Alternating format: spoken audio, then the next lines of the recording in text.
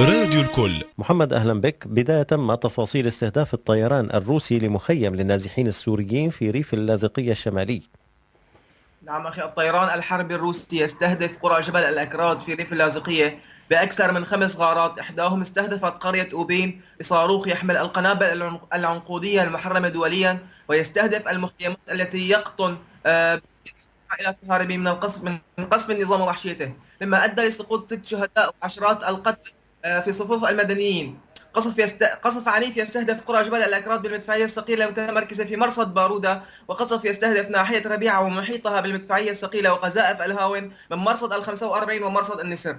هدوء حذر تشهده جبهات ريف اللاذقية بعد معارك عنيفة جدا استمرت لحوالي الشهر على عدة محاور، استطاع من خلالها قوات الجيش الحربي صد هذا الهجوم العنيف المدعوم بقوات روسية وأسلحة روسية حديثة ومتطورة بصد هذا الهجوم ودحر عصابات الأسد وقتل العشرات منهم، عداك عن سقوط المئات من الجرحى في صفوفهم. أما في مدينة اللاذقية المغزولة اليوم، ومنذ الصباح قامت قوات الأمن والشبيحة ببدء حملة اعتقالات عشوائية ومداهمات في المدينة لاقتياد الشباب إلى الخدمة الإلزامية والاحتياطية، وقاموا بنشر الحواجز الطيارة بالأماكن الحيوية والعامة، وقاموا بتطويق الأحياء، لن أقول الأحياء السائرة بل سأقول الأحياء السنية، ومداهمتها بحثا عن المطلوبين للخدمة.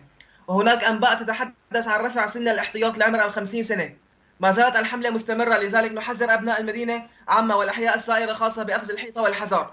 نعم، فوق ما يعانيه أهلنا السنة في مدينة اللاذقية من تضييق وخنق ترتكبه قوات النظام، تشن اليوم حملة ضخمة جدا لسحب الشباب واعتقالهم وزجهم بالمعارك لقتال إخوانهم. نعم. نعم، اليوم أيضا تحليق لطيران الاستطلاع لعدة مرات في سماء المدينة، وسماع أصوات لسيارات الإسعاف قادمة من مناطق الاشتباك ومتجهة إلى مشافي اللاذقية، كما سمع منذ قليل لإطلاق رصاص في حاجز الغارات واعتقال عددا من الشباب وكبار السن، وقامت قوات الأمن بضربهم واقتيادهم إلى مناطق مجهولة. نعم محمد، لو عدنا قليلا لموضوع المخيم، كم يبعد هذا المخيم عن الحدود التركية؟ وهل سبق وأن استهدفه الطيران الروسي أو طيران قوات النظام من قبل؟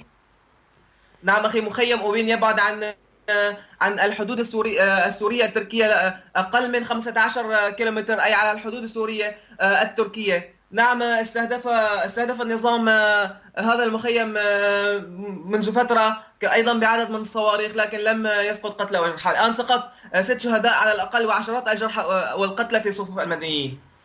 نشكرك. الناطق الرسمي باسم فريق نبض الساحل محمد الحسن من ريف اللاذقية.